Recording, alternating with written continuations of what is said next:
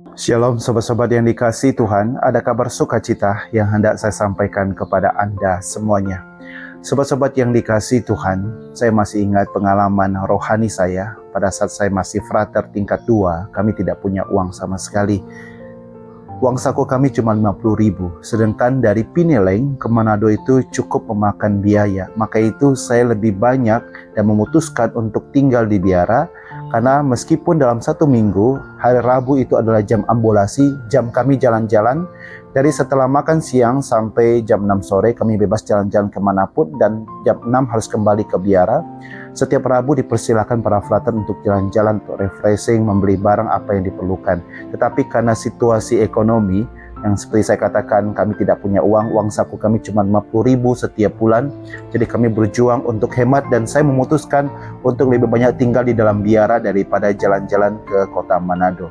Suatu ketika, saking sumpeknya di dalam Biara, karena ya Anda tahu Biara frater-frater ada laki-laki semua, dan kadang-kadang sumpek ya. Dari pergi kuliah pagi-pagi, pulang lagi ketemu laki-laki terus, dan akhirnya ada rasa bosan juga tinggal di dalam Biara, tetapi uang tidak ada. Apa yang saya lakukan?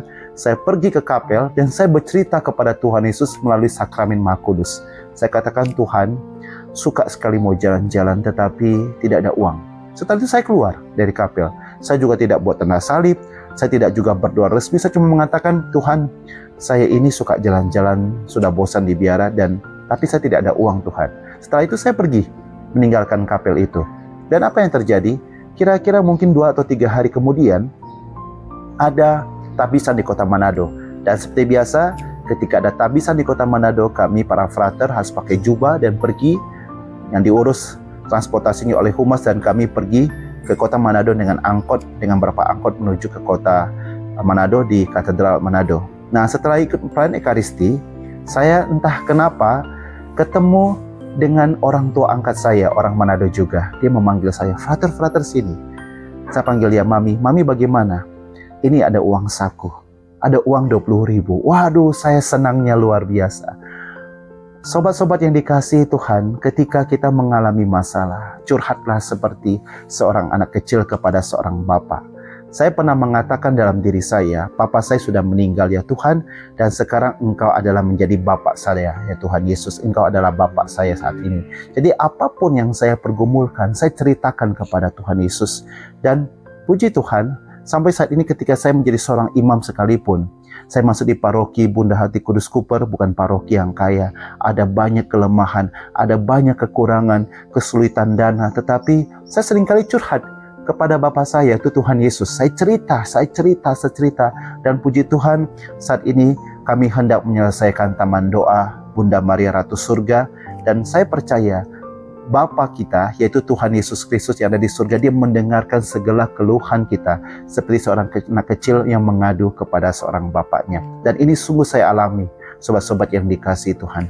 Sobat-sobat yang dikasihi Tuhan, inilah yang diinginkan oleh Tuhan Yesus kepada kita semua. Jadilah seperti anak kecil, bukanlah seperti kekanak-kanakan, tetapi jadilah seperti anak kecil yang sungguh polos dan lugu, yang seringkali menggantungkan hidupnya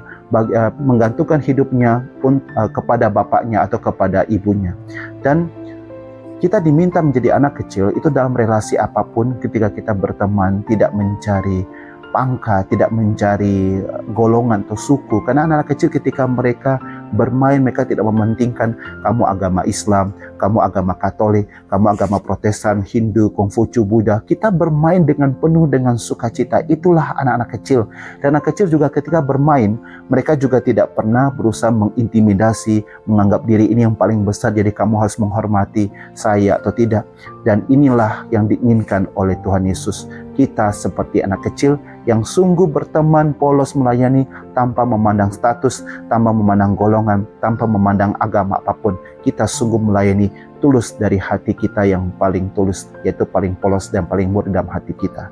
Yang berikutnya, ketika kita punya masalah, adulah kepada Tuhan Yesus sebagai Bapa kita. Adukanlah semuanya. Bahkan ketika kita tidak mampu berdoa sama sekali, karena beban hidup begitu rumit, kadang-kadang kita berdoa juga tidak perlu harus mengeluarkan suara.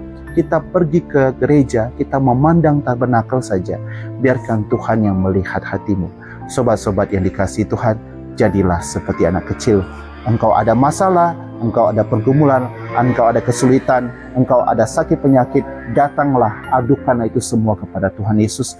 Nanti mukjizat akan terjadi dalam kehidupanmu. Shalom, Tuhan memberkati Anda semuanya.